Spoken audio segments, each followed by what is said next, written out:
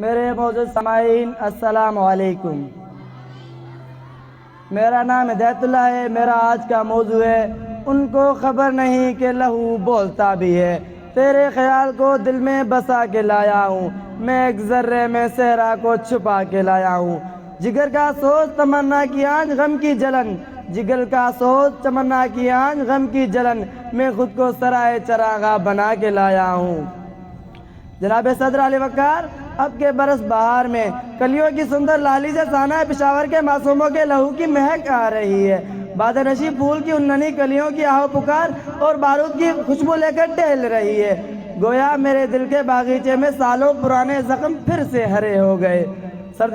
جناب علی وقار، مائیں رات تکتی رہ گئی اور بچے اسکول سے جنت پہنچ گئے۔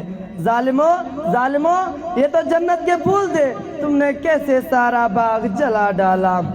ظلم کی آندھی چلانے والوں سن لو، تم کو خبر نہیں کہ لہو بولتا بھی ہے۔ صدر علی وقار، غم زندگی سناؤں میرا ملک جل رہا ہے، میں خوشی کہاں سے لاؤں میرا ملک جل رہا ہے۔ تمہیں یہ گلہ ہے مجھ سے کہ کیوں ہے مزاج برہم، کہو کیسے مسکراؤں میرا ملک جل رہا ہے۔ اے بے گناہوں کو شہید کرنے والوں سن لو، تم کو خبر نہیں کہ لہو بولتا بھی ہے۔ صدر علی وقار، میں کس کے نام لکھوں جو علم گزر رہے ہیں، میرے شہر جل رہے ہیں، میرے لوگ مر رہے ہیں۔ کوئی مسیحا ادھر بھی دیکھے، کوئی تو چارہ گیری کو اترے، افق کا چہرہ لہو میں تر ہے، زمین جنازہ بنی ہوئی ہے۔